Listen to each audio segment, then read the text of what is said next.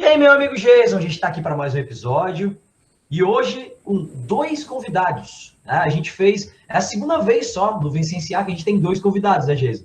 Para um assunto extremamente importante, com dois especialistas na área aqui. A gente já teve um com dois convidados falando de evolução humana, né? Um crossover aí com nossos amigos do Pode Perguntar, né? Do outro podcast. E hoje a gente tem dois convidados muito especiais e que na conversa com o Jason aqui eu já estava muito interessado, né, no que os dois fazem aí, a formação dos dois, que é muito bacana. Jason, dá um oi para a galera aí, então. Oi, pessoal. Oi, Marquinhos. Bom estar aqui de novo com vocês todos. Realmente, hoje é um episódio extremamente especial, né? A gente teve agora no último dia 19 aí o Dia do Índio no Brasil. Então, hoje a gente vai falar de um tema extremamente relacionado a essa população tão importante para nós todos. E é uma satisfação bem especial, realmente. Um dos convidados é um grande amigo de longa data, que tem um enorme sucesso aí na profissão, e o estudante dele, que também tem uma formação bastante interessante, né? Eu acabei de conhecer, e como vários outros convidados nossos aqui, a gente ainda não teve o prazer de se encontrar pessoalmente, mas isso tudo vai passar e a gente vai chegar a se encontrar com certeza. Então, tenho a honra aqui hoje, né? Nós temos a honra, aliás, de receber meu querido professor doutor Rafael Mariano de Bittencourt, e o estudante aí de doutorado, né, que já é mestre, já tem 2 graduações, o Pablo Michel Barcelos Pereira. E, meus queridos, se apresentem aí, então, falem um pouquinho mais das formações de vocês, da atuação de vocês. E, Pablo, conta aí para o pessoal aonde que você está exatamente agora. Então, Jason, agora eu estou dentro de uma aldeia indígena no sudeste do Amazonas, né? Quase apanhando uma chuvinha.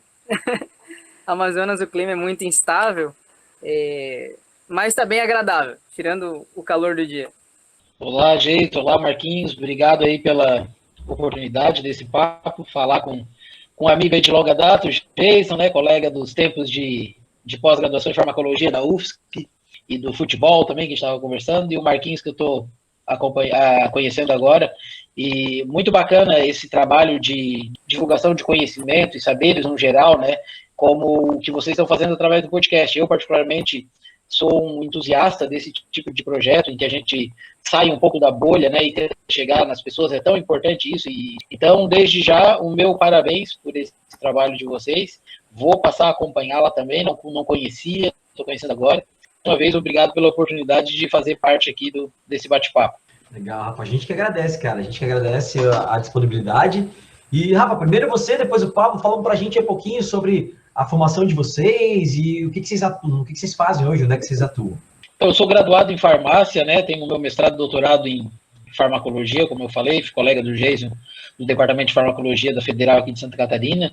Atualmente eu sou professor no programa de pós-graduação em Ciências da Saúde da Unisul, onde eu coordeno o Laboratório de Neurociência Comportamental e oriento trabalhos nessa linha mais de neurociência e psicofarmacologia. E também sou atualmente um aluno de psicologia, né? Me apaixonei por essa área e decidi fazer o curso como aluno também, que é algo que eu estou gostando bastante. E meio que por um desses acasos da vida, um desses acasos bons, né? Surgiu o Pablo aí como aluno, no final das contas ele acabou lá onde ele falou que está, né? Lá no meio da Amazônia, e com isso surgiu essa oportunidade de a gente fazer alguns projetos, alguns estudos relacionados a essa população, né, que precisa tanto do nosso cuidado e do nosso respeito, que é a população indígena aí de todo o nosso Brasil e também da América do Sul no geral. Ô, Pablo, e você, cara, conta pra gente sua formação, o que você está fazendo aí no meio da Amazônia? Então, Marquinhos, meu nome é Pablo Barcelos, né? Primeiro eu queria agradecer pela oportunidade de estar divulgando como funciona a saúde indígena, que é bem pouco conhecida no Brasil, né? Eu acho que a saúde indígena ela tem bastante fantasia em cima e que ao invés de melhorar a situação desse grupo de pessoas, acaba piorando um pouco, né? Porque elas acham que eles vivem felizes na floresta, tranquilos, com bastante comida e bebida, né? Mas, bom, voltando, eu sou formado em medicina e em psicologia. Atualmente curso pós-graduação em saúde indígena pela Universidade Federal de São Paulo. Sou mestre em ciências da saúde e também sou orientando do Rafael no doutorado de Ciências da Saúde da Unisul. Eu sempre trabalhei desde o começo com situações de pessoas que vivem em vulnerabilidade social, né? Essa sempre foi a minha pegada. E quando eu estava escolhendo para onde vir, na minha nova jornada, eu comentei com o Rafa, eu quero uma coisa diferente agora, quero fazer algo que realmente faça sentido na minha vida e que possa contribuir com a saúde das pessoas de uma maneira potente, sabe? E não apenas paliativa. E nisso surgiu a oportunidade de vir trabalhar na Amazônia e já estou aqui há alguns anos trabalhando com a população de 7 etnias diferentes. Algo bem interessante que a gente pode ir destrinchando aqui no decorrer do podcast. Muito legal, Pablo, muito legal mesmo, cara. A gente tem muita curiosidade, né, em entender como funciona essa dinâmica, até porque ela é muito diferente de uma tribo para outra, né? A gente tem essa noção. A gente já fez aqui um episódio sobre a causa indígena com um amigo nosso que é historiador e que gosta bastante da causa, fez o TCC também nessa área, né? Bom, gente, então a gente vai começar com as perguntas. A gente sempre faz uma sabatina dos nossos convidados para aprender aí com os nossos convidados. Então a gente vai aprender com vocês aí sobre o assunto, né? Sobre as populações indígenas. Então, primeiro, Rafa, queria perguntar para ti: quantas etnias indígenas e qual a quantidade média dos povos indígenas no país na atualidade? Então, essa informação é uma informação que acaba estando um pouco defasada, que o último número assim, oficial que a gente teve é do censo de 2010, né? Então já tem aí 11 anos, inclusive o próximo censo era para ocorrer ano passado, não ocorreu por virtude da pandemia, agora está em risco de nem acontecer por questões de falta de financiamento, o que seria uma pena, né? Porque esse é o tipo de informação, por exemplo, que tu acabou de perguntar, que é extremamente importante que a gente saiba, né? Então a gente precisa estar com esses números atualizados. Esse último censo tinha aí em torno de 800 a 900 mil indígenas no Brasil, né, divididos aí em mais de 300, né, 305 etnias diferentes.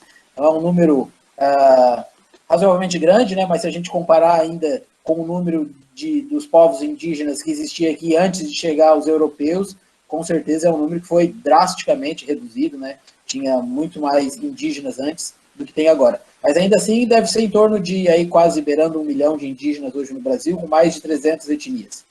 Muito interessante. Eu vou deixar já aqui a minha primeira pergunta para o Pablo. Então, para os nossos ouvintes, aí, para as pessoas que estão acompanhando esse episódio, realmente nosso intuito aqui era debater um pouco a causa indígena, pela questão que eu coloquei na minha primeira fala, né? Nós tínhamos recentemente passamos o Dia do Índio, aqui, comemorado aqui no Brasil, e a ideia era que nesse episódio, junto aqui com professores, conosco, nós tivéssemos a participação de um representante da população indígena. Então, eu e o Marquinhos convidamos algumas pessoas e, infelizmente, por diferentes razões, não foi possível eles aceitarem o convite, né, de participar aqui com a gente. Isso reforça um ponto que é justamente o que eu vou querer colocar perguntar agora para o Pablo, né? Então, se a gente pegar e comparar essas populações indígenas que estão isoladas, claro, não estou dizendo que elas não tenham, né, o acesso à tecnologia lá, o próprio Pablo está no meio de uma aldeia indígena agora conseguindo gravar com a gente, né? Mas se a gente comparar a situação que tem as populações não indígenas com as populações indígenas, me parece que tem aí um determinado distanciamento em questões, né, tecnológicas. E puxando, então, Pablo, um pouco para o lado aqui da Covid-19, né, que tem um pouco a ver com tecnologia, com saúde, com disseminação aí da informação. Você acredita que os povos aí que você conhece, né, que você também convive com eles, enfim, eles têm alguma situação de vulnerabilidade social em comparação às populações não indígenas? Então, eu acho que isso só pode ser respondido se a gente fizer uma introdução ao tema, né? Como o Rafa falou, as populações indígenas antes da colonização eram em número bem maior. E esse bem maior, eu digo que quando chegaram os portugueses no Brasil em 1500, estima-se que haviam entre 5 e 6 milhões de indígenas no Brasil de mais de 100 etnias, né? E esse número hoje, quase 600 anos depois, diminuiu em 400%, né, ao invés de aumentar. E isso se deu a inúmeras variáveis, né, principalmente pela transmissão de doenças infectocontagiosas vindo da Europa, né, que foram aí destribalizando e massacrando etnia por etnia, povo por povo, até a gente perder grande parte do coeficiente de indígenas que moram no Brasil. Até recentemente, a gente pode falar, né, que em 1973, a tribo Panará teve um surto de gripe devido à invasão do garimpo na aldeia, que dizimou 83% da população, né? Isso em 1973. A gente também pode falar da tribo Assurine do Tocantins, em 1953, onde também teve uma epidemia de gripe que dizimou 82% da população. No Mato Grosso, com o Xingu, em 1971, uma outra epidemia de gripe matou 48% da população. Então, esse povo ele vem sendo dizimado e vem sendo acabado no sentido mais estrito senso da palavra durante toda a nossa história do país. Com a Covid-19 não seria diferente, né? Não seria um cenário que a gente pudesse esperar coisa desigual.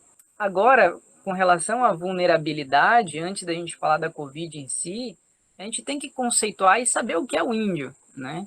Eu acredito que isso seja bastante importante.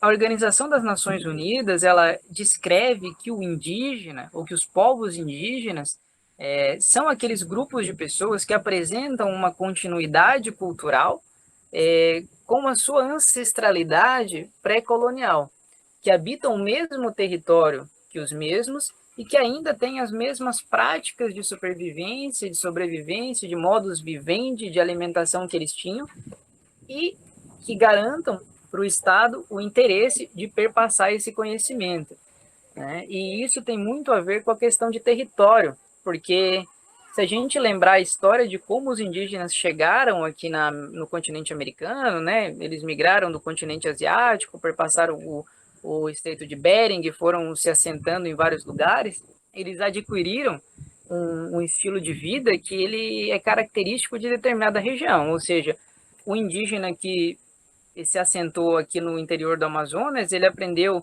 a trabalhar com os materiais daqui, a consumir os alimentos daqui, a caçar os animais daqui e ter as vestes de acordo com o clima daqui.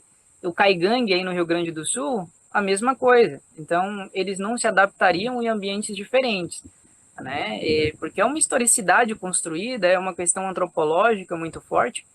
Logo, quando a gente traz uma doença que não é do território, que não está contextualizada dentro do território deles, né? Exemplo, a verminose. É muito difícil uma pessoa aqui ter uma parasitemia importante com uma verminose, porque o corpo dela já está habituado a excretar eles, né? Então, mas lidar com uma doença diferente, né, que não é própria dessa questão de território, é muito difícil. O organismo deles não está preparado. Então, quando a gente imaginou que a Covid ia chegar aqui, porque uma hora ela ia chegar, né? A gente vê nas políticas públicas de saúde completamente ineficientes com relação à proteção do indígena e do povo, da população não indígena também, né? A gente ficou assustado. E se tu for pegar a classificação do PAB, dos locais de vulnerabilidade do país, que vão de 1 a 8, sendo 1 aí Criciúma, Florianópolis, Palhoça, de menos vulnerabilidade, 7, extrema pobreza, e 8, região indígena e quilombola, ou seja, os mais vulneráveis do país, tu junta aí com a história de mortalidade, de massacre dos indígenas, de perda do território, de perda do consciente, de comunidade, né, e dos remédios tradicionais, a gente chega em um contexto que, a priori, antes da gente começar a lidar com ele, era aterrorizante. Pablo, nessa tua fala, né, eu estava aqui matutando, pensando umas coisas, né, como a gente desconhece primeiro a realidade, porque a gente aprende na história. Não, as doenças dizimaram os indígenas. Mas quando a gente vê números, dados, né, quando a coisa está na tua frente, como você está dando esses números de uma epidemia de gripe matou 80 e poucos % de uma etnia ali, né, de uma tribo. Cara, é triste demais, né, tu pensar isso, né, que a simples invasão de um local pode expor, né, uma população inteira né, há um risco tão grande de ter 80% da sua população dizimada, né? E às vezes essa presença de um indivíduo estranho não tem um objetivo, né, uma justificativa, como por exemplo, né, doutrinação, evangelização de tribos indígenas, né? Como a justificativa de que eu estou fazendo bem, trazendo, né? Eles têm a crença deles e tal, então é revoltante, né? E outra coisa que a gente vê, a nossa ignorância, né? A nossa ignorância como população para essa causa é quando eu vi muita gente questionando o fato de indígenas terem prioridade na vacinação para a Covid. Cara, como teve gente falando, né? E aí tu tem que explicar, cara, é o que o Pablo falou, que aqui você tem um índice que mede vulnerabilidade, e eles são o povo mais vulnerável, eles os quilombolas, né? Porque eles estão isolados, eles não têm o mesmo contato com micro-organismos, não têm a imunidade criada como a gente tem. Então, é uma coisa óbvia para quem entende um pouquinho de imunologia e de biologia, que eles precisam ser vacinados antes, né? Aliás, a comunidade que você está aí, Pablo, já foi vacinada? Então, a gente conseguiu uma vacinação de 83% da população. Os 17% que faltaram, infelizmente, faltaram por questões religiosas, tá? Foram os indígenas que foram catequizados, digamos assim, e receberam uma informação um pouco, como eu vou te dizer... Uma fake news, né, Pablo? Uma fake news, né? Uma fake news, né? Que causava câncer, que causava HIV, né? E acabaram que não quiseram se vacinar, né? Mas a gente conseguiu uma boa vacinação, tá? Indo de casa em casa, né? Explicando com os nossos tradutores, porque eu trabalho em aldeias indígenas que não falam português, né? Elas falam a língua própria delas. Foi bem sucedido, tá?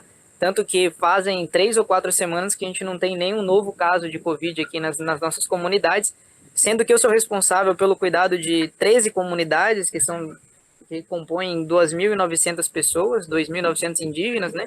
E a gente não teve nenhum caso nesse último mês. Que legal, muito legal, Pablo. Pablo, e como é que está a situação da Covid entre as populações indígenas? Não sei se o Pablo quer falar ou se o Rafa quer falar sobre isso. Não, fica à vontade, Pablo. Só complementando, Marquinhos, muito isso que tu falou, né, das pessoas perguntando o porquê dos indígenas serem prioritários, tal. Essa pergunta chegou para mim também.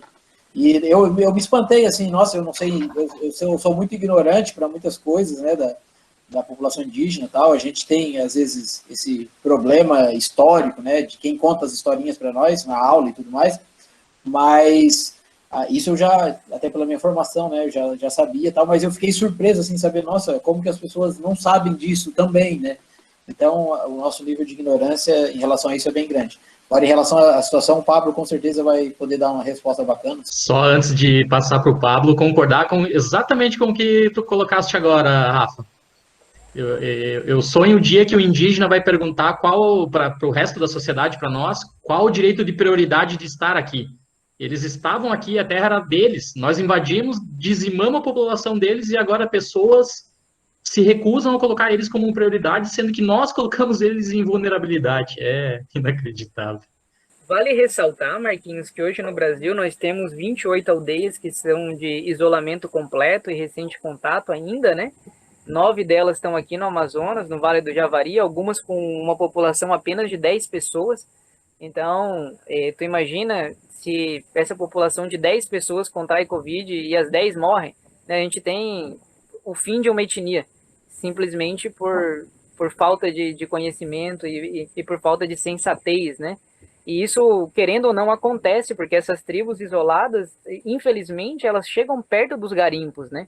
Então, o pessoal do garimpo, que leva o Covid para dentro, elas podem ir ali querer pegar alguma coisa que está no garimpo, porque, obviamente, eles não conhecem, então são como crianças, né, tentando desbravar e se contagiar com o Covid e acabar com a disseminação, com a destruição de uma etnia completa. É bem complicado esse tema, né, bem tenso, na verdade. Ô, Paulo, mas então fala pra gente aí um pouquinho sobre a situação da Covid nas comunidades indígenas aí atualmente.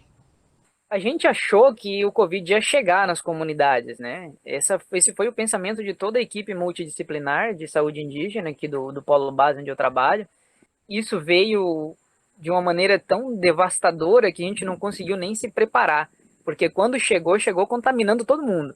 Assim, a gente teve um índice de contaminação da Covid-19 que chegou a 90% da população. Ou seja, nós tivemos aldeias inteiras contaminadas, famílias inteiras contaminadas, e foi um vírus com uma disseminação assim que a gente não conseguiu prever. Tanto que a ideia do artigo, que acredito que vocês vão comentar depois que saiu, né? Foi por isso, eu falei para o Rafa, tá acontecendo alguma coisa muito estranha aqui, né? O Covid, ele tá se disseminando de uma maneira que a gente não consegue controlar, né? E estão tendo alguns desfechos que são bem interessantes para a gente pesquisar, e eu acho que o Rafa pode falar um pouco sobre isso, que ele trabalha mais na pesquisa, né? Ele também ficou muito animado com a ideia de pesquisar isso, que a gente vai comentar depois. Ah, sensacional, já vou aproveitar o gancho do Pablo, então, perguntar para o Rafael.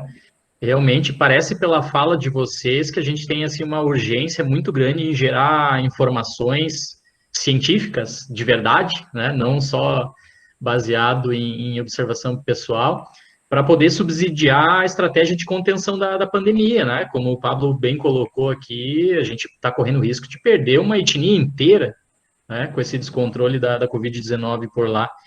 Então, Rafael, conta aí para a gente um pouquinho sobre esse artigo científico que vocês publicaram aí, relacionado a uma comunidade específica de Amaturá, se eu não me engano o nome, lá no Amazonas, né? Isso mesmo. Então, isso que, como o Pablo tinha falado antes, né, essa informação científica é muito importante, né, Geis? É importante que chegue, né, para o maior número de pessoas possível. Que o Pablo falou, não só o vírus chega lá, como as fake news chegaram lá, né? Olha o problema que é isso, né? Então a gente precisa ter um olhar assim científico para esse tipo de situação também, né? E também de alguma forma fazer com que essa informação ela inclusive retorne para essas pessoas, né? De uma maneira que vá fazer com que elas tenham obtenham algum benefício dessa informação também, né? Inclusive se vacinando todos e tudo mais. Essa oportunidade desse trabalho, né? Eu tive aí o privilégio de ter um aluno que, depois que terminou o mestrado, como o Pablo, foi para o meio da Amazônia fazer um trabalho. E no meio de tudo isso ainda tem uma pandemia, infelizmente, né? E daí, quando o Pablo estava lá, poxa, ele começou a relatar o que estava acontecendo, a gente pensou, a gente tem que fazer pesquisa disso, a gente tem que relatar isso cientificamente, porque aonde o Pablo estava, não é todo mundo tem acesso, são bem poucas pessoas, na verdade. Então, se a gente não fizesse naquele momento o estudo, provavelmente ninguém faria, né? Então, essa era não só uma oportunidade, como quase que um dever nesse sentido de divulgação da ciência. E aí a gente observou, através dos nossos estudos, algumas conclusões, aqui eu acho, pelo menos, conclusões que são muito importantes, né? A gente viu lá 14 comunidades, né, dentre ali o território que o Pablo estava trabalhando, e dessas, a que teve um índice maior, né, de contágio pela Covid, era uma comunidade que tinha mais contato com outras pessoas, né, e as comunidades que tiveram menor índice de contágio foram comunidades pequenas que não tinham contato nenhum, ou seja, mostrando que o isolamento social realmente é eficiente, né, e uma outra que nem é tão pequena assim, que tem um nível de contato, mas é onde tem o polo base, Nova Itália, que era onde tinha um serviço de saúde, era oferecido, onde o Pablo trabalhava, ou seja, esse fator de ter um serviço de saúde, ter profissionais de saúde, ter informação de qualidade, também foi um fator que serviu como prevenção, que diminuiu os problemas. Então, ficou bem claro nesse nosso trabalho essas duas situações. Os locais mais isolados foram protegidos, e os locais que tinham acesso à saúde, que tinham acesso a profissionais, a informação, também foram mais protegidos em relação aos outros locais. Então, para mim, assim, esse é uma grande observação que a gente pôde fazer através dos dados aí do nosso trabalho. Rafael, vocês estão com um plano de prosseguir, de repente, com outros trabalhos específicos envolvendo a mesma comunidade? Porque realmente você tocou agora na tua resposta em algo que a gente vem falando há um ano aqui no Vem Cienciar, que é a efetividade do isolamento social, do distanciamento social, né, associado com a informação, com o serviço de saúde. A gente já recebeu médicos aqui, a gente já contou a história da Austrália, né, já cansamos aqui de falar, e agora, ótimo, né, ouvir de um professor, doutor, pesquisador, que está aí com seu estudante de doutorado, no momento atual, publicando e falando isso. Então, queria saber se realmente vocês vão prosseguir por esse lado, se tem planos aí. E até curioso, Geis, que a gente, quando começou o estudo, a gente não esperava, assim, não sabia o que a gente ia encontrar, né, de resultado, de conclusão. Então, aparecer isso, assim, de uma forma evidente, nós, nossa, cara, como é verdade isso mesmo, né? Como está sendo comprovado aqui, através do nosso estudo, o que funciona e o que não funciona, né? A gente, tanto eu como o Pablo, né, a gente tem conversado bastante em, sim, dar prosseguimento, fazer vários outros estudos, aproveitar que ele está lá e, de alguma forma, retornar, né, a essa oportunidade de ele estar lá, retornar através do que a gente pode fazer por essa situação, que é construir conhecimento científico. Então, o próprio projeto de doutorado do Pablo envolve saúde mental indígena, a gente já escreveu revisões abordando esse assunto, então a gente tem outros projetos específicos também relacionados, por exemplo, a problemas respiratórios. A gente vai tentar pegar aí o maior número de informações possível, com um método científico, tudo certinho, né, para poder devolver isso para a comunidade científica e para a comunidade em geral, na forma de ciência. Então, é nossa intenção, sim, continuar, enquanto possível, fazendo pesquisas e coletando dados, e entendendo melhor o que acontece com esse povo, para, de alguma maneira, poder ajudar eles melhor também, né? Isso é sensacional, Rafa. É louvável, né, na verdade, esse tipo de pesquisa, porque te dá um norte, né, para você saber o que está rolando. Como você falou, são dados, né? Os dados que estão analisando, primeiro, eles são dados, como você falou, que são difíceis de coletar. Então, o Pablo está num lugar que é informação de ouro, né, cara? São dados que pode te trazer, né, uma possibilidade de ajudar esse povo, né, muito grande. E também, cara, além de parabenizar por orientar o Pablo aí, desenvolver essa pesquisa também, né, junto com ele, cara, parabenizar o Pablo, porque, Pablo, uma coisa que nas internas do Vicenciar aqui, eu e o Geis, a gente comenta muito como os médicos, de uma forma geral, né, e claro que tem uma exceção total a isso, mas de uma forma geral, os médicos têm fugido um pouco da produção científica, a medicina no Brasil de forma geral, né? Não no sentido de que não seguem a ciência, a maioria dos médicos seguem a ciência, né? A maioria dos médicos, a gente não receita cloroquina e ivermectina. Então, a maioria dos médicos segue a ciência. A gente, inclusive, tem, por coincidência, um amigo nosso aqui do Vicenciar, que já participou com a gente, é médico também na mesma cidade que você, o Marcelo Santos Pedroso, um amigo meu que é médico em Criciúma, tá? Que o Pablo é de Criciúma, tá, gente? Mas, como a gente tem uma tradição, eu sempre falo isso para os meus alunos, eu dou aula num curso que é um pré-vestibular para medicina, os alunos todos vão ser médicos, né? E eu digo para eles, cara, olhem para o lado da ciência, não fiquem só na parte técnica, vejam produção científica. E aí eu cito exemplo do final do século XIX, início do século XX, na Europa, que a gente tem vários cientistas que eram médicos. Né? Você pega Balbiani, Júlio Bisozero, né? Então eram caras que eram médicos e enveredaram para o lado da ciência, né? Então o Pablo é muito legal, eu fico muito feliz mesmo quando eu vejo, né, médicos enveredando para parte da ciência, da produção científica. Eu queria, então, completar essa tua frase descrevendo uma coisa sobre a ciência na minha vida, né? Que é o seguinte, o meu objetivo não é ser pesquisador, tá? Isso o Rafa sabe, mesmo no doutorado. Mas a pesquisa, ela é essencial, não tem como sair, ela não tem como fugir da medicina. Então, mesmo não sendo um objetivo, ela faz parte de mim, porque eu cheguei pro Rafa e falei, Rafa, não tem como a gente não investigar isso, entendeu? Se eu sair daqui e não investigar isso, cara, eu vou me sentir como se eu tivesse perdido uma parte de mim ali mesmo, né? Então, eu acho que isso realmente deveria vir de todo profissional de saúde, de todo profissional que pratica ciência.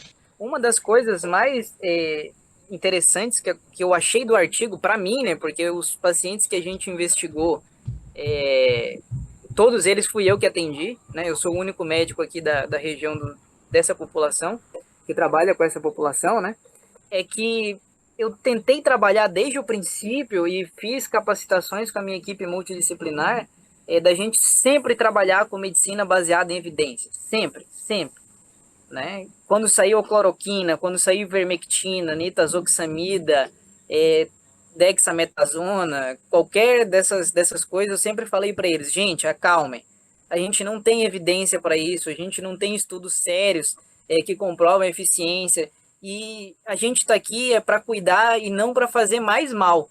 né? Não é para praticar iatrogenia com os nossos pacientes. Então, e a gente teve uma reunião de médicos aqui da região, isso foi muito interessante, porque eu era o único médico da saúde indígena, e todos eles criaram um protocolo de utilização de prednisona, de Dexa, de ivermectina, e eu fui contra, eu falei, gente, isso não é medicina baseada em evidência, e até recebi uma frase que foi muito impactante até hoje na minha vida, que foi o seguinte, um deles me disse, Pablo, eu sou médico há 40 anos, tu é médico há 4, tu acha que tu sabe mais do que eu? Então, se tu quiser utilizar a tua medicina baseada em evidência, tu utiliza e lá no final a gente vê como é que fica, né? Então, a gente tem hoje, com essa cidade que eu tô te falando, que estavam esses protocolos, e as nossas comunidades indígenas, uma diferença de 1.700% de mortalidade, né?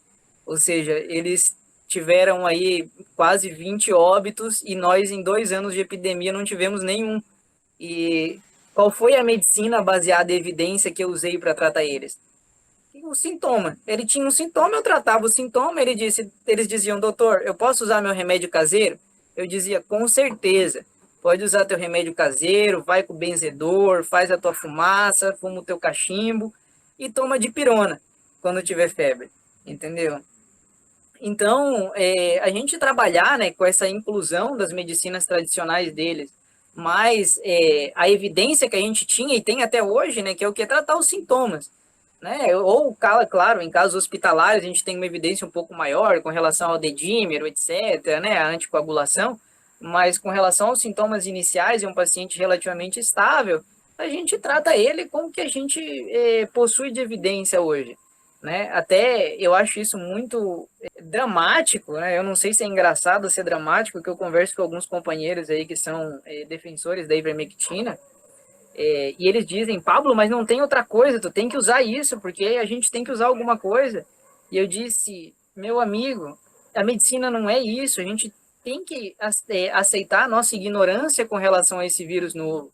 É um vírus que a gente não conhece, né? É uma doença que a gente não conhece, a gente é ignorante, a gente não pode fingir ser Deus, não pode fingir ser o detentor de toda a sabedoria. A gente tem que assumir a ignorância, que é uma porta que a gente abre para fazer novas pesquisas, para admitir novos conhecimentos, né? E para possivelmente, quem sabe, encontrar uma cura, né? Além da vacina.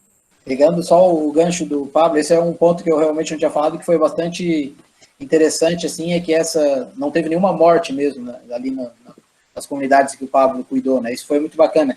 E só até fazendo um contraponto aqui, o que o Pablo falou, que o objetivo dele não é ser pesquisador, mas a partir do momento que a pessoa vai lá para o meio da Amazônia e vê a necessidade, a importância de se fazer pesquisa, o Pablo já usa a medicina baseada em evidências. Eu acho que independente do teu objetivo, tu já é um pesquisador pro resto da tua vida, isso não sai mais de ti, tu já está fazendo o Pablo pesquisador ser presente no teu dia a dia aí, né? Isso é lindo, isso que é bacana, né? É como o Marquinho falou, quanto mais a medicina se aproximar disso, da pesquisa, da ciência, melhor vai ser para a população no geral, e aí tem um exemplo da população em que o Pablo está cuidando que não teve nenhuma morte. Nenhuma pessoa usou ivermectina, tá? O Pablo não ferrou o fígado nem o rim de ninguém, gente. Não, mas eu não vou mentir que eu utilizei ivermectina aí em alguns pacientes, mas foi para tratar piolho e sarna, tá? Que é muito comum. Sensacional, né, Pablo? E você está em ótimas mãos, porque Rafael, aí, além de ser um excelente poeta, é doutor em neurofarmacologia, então somou o conhecimento aí, orientador e orientando, e realmente está aí, está o exemplo, está aquilo que a gente sempre defende aqui. A evidência científica está mais que provado, ela salva vidas. Pablo pode não se considerar pesquisador, pode não querer ser, mas eu concordo totalmente com o Rafael, ele já é a partir do momento que ele está utilizando o método científico, e ele já fez mais que muito pesquisador por aí, de carreira de 40 anos, que nunca salvou uma vida. E o nosso amigo médico, amigo Pablo, que falou que tem 40 anos de medicina, né, e o Pablo só tem 4, ele é a prova de que com o tempo dá para acumular burrice também, né? A gente consegue ficar mais burro com o tempo, né? O Rafa e Pablo, uma última pergunta para vocês aqui, quais são as medidas específicas assim que vocês podem citar que deveriam ser adotadas para a gente salvar vidas nessas populações? Eu acho que já ficou implícito muita coisa que o Pablo falou, mas talvez assim, para a gente pontuar aqui no finalzinho, né? As medidas que podem ser tomadas para salvar a vida das populações indígenas em relação ao Covid e também em relação à medicina de forma geral. Então, aquilo que eu falei, né, que o nosso artigo ele acabou mostrando, parece ser uma coisa muito interessante. Primeiro que a gente, né, parece que leva os problemas para eles, não só a gente infecta eles com os vírus, mas a gente leva desinformação também, né? A gente leva vários problemas para eles. Então, quanto mais isolados desse tipo de pessoas eles tiverem, poder aí viverem a vida deles conforme as tradições deles, tal, acho que eles vão estar mais seguros, né? E, de qualquer forma, é impossível, né, muitas vezes, ter esse isolamento completo. Então, que tenha uma assistência, né, uma assistência baseada em evidência, uma assistência médica de qualidade, com um trabalho bacana, como foi que o Pablo vem desenvolvendo lá. Então, essa assistência salva muitas vidas, né? Eu acho que é por aí, eu acho que a gente deve focar o trabalho nesse sentido, de promover quanto mais essa assistência possível, né? E daí, no local lá, o Pablo, com certeza, sabe responder muito melhor o que mais que pode ser feito, né? O que ele vem fazendo para ajudar essas pessoas. Então, Rafa, Marquinhos, Jason, eu acho que a ideia de proteção, ela sobrepassa o Covid-19, porque a primeira coisa que a gente tem que garantir são políticas públicas de qualidade para a proteção dos indígenas, né? Principalmente a proteção do território. A gente vê que muitos indígenas foram contaminados por a questão do garimpo, por a questão do desmatamento, que hoje em dia ele está devastador também, né? Pessoas vindo de fora, turista, querendo ou não, né? Aqui nas comunidades onde eu trabalho é proibida a entrada de civis que não sejam indígenas ou trabalhadores da saúde, mas mesmo assim, de vez em quando entra um turista escondido aqui, né? Então, a gente tem, primeiro, que reforçar essas problemáticas, né? Essas políticas públicas, colocar mais gente para trabalhar na FUNAI, para poder preservar, né, o meio ambiente, que é o território deles, onde eles vivem, onde eles se projetam, onde eles são o que são, né? Então, primeiro é isso, né, conservar o território. Depois de tu conservar o território, tu manter o isolamento, porque o isolamento social realmente ele foi muito importante aqui. A gente teve comunidades que não se infectaram por conta do isolamento social, né? Manter a campanha de vacinação nas comunidades que ainda não foram totalmente vacinadas. A gente está aqui tentando conscientizar as igrejas para deixar a gente vacinar o resto da população das nossas comunidades. É muito difícil, tá? A gente colocar máscara no índio, porque ele não está habituado, né? Isso a gente tem que levar em consideração, não é a realidade dele.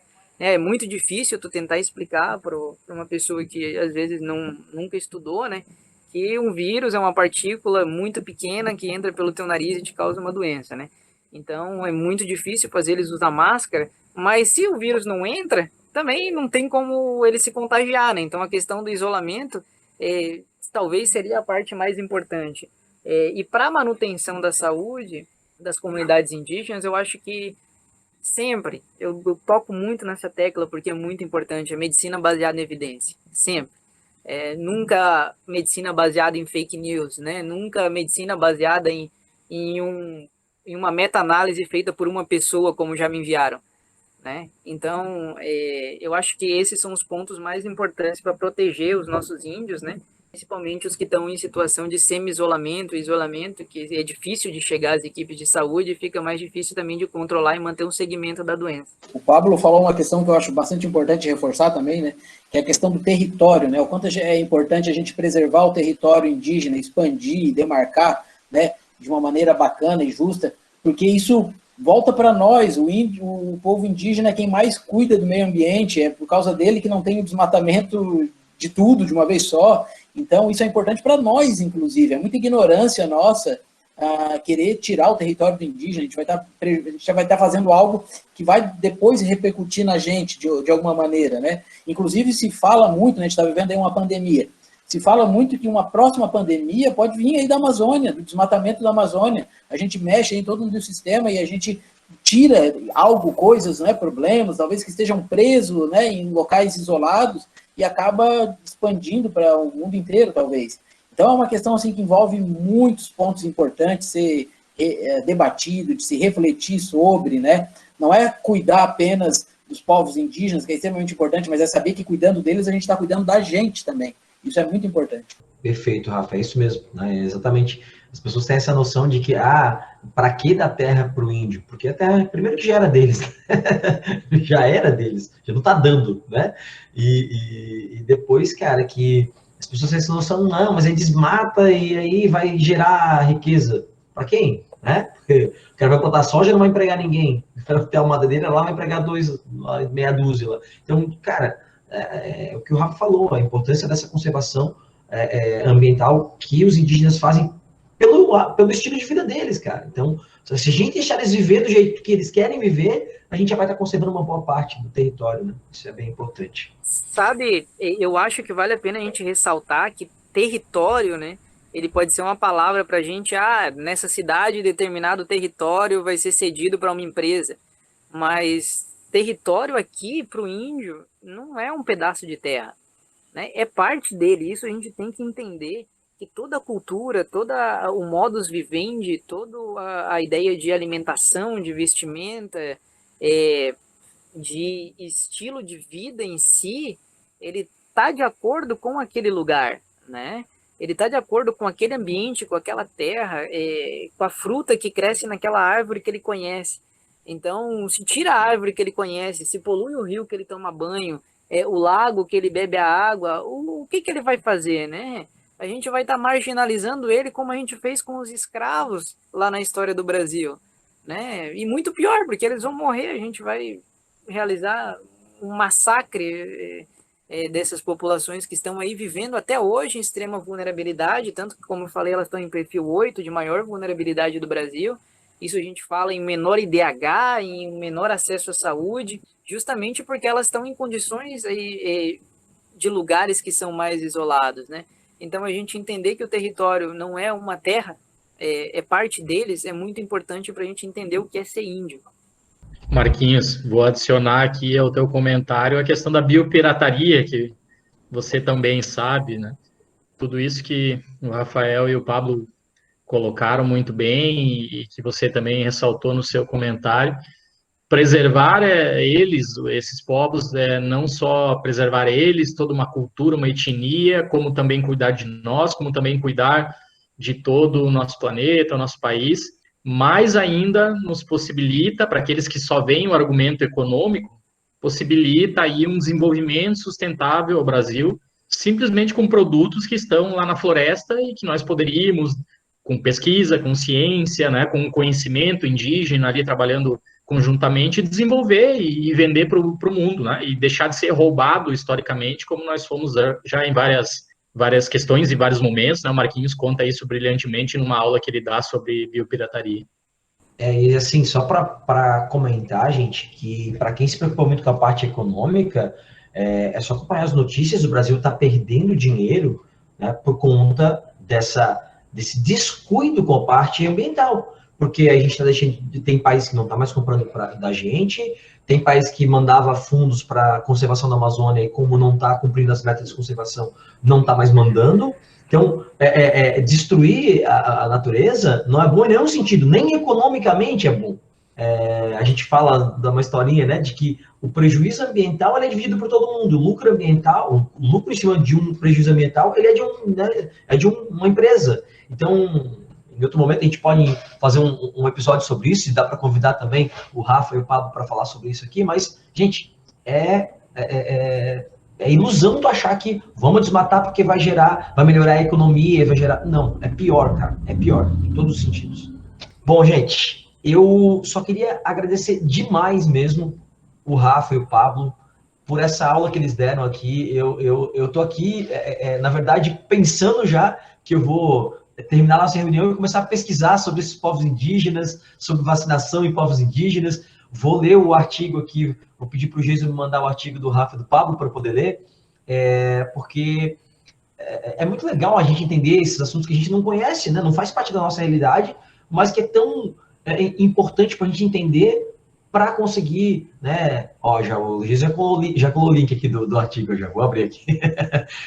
Então é importante a gente conhecer para entender, né? Para poder ajudar também em algum sentido, nem que seja falando para os alunos, né, Jesus? A gente transmitindo esse conhecimento, né? E deixando as pessoas menos ignorantes nesse ponto, ignorantes no sentido de ignorar mesmo, e a gente conseguir ajudar na proteção desses povos que são tão importantes, que são a essência do nosso país, na verdade, né?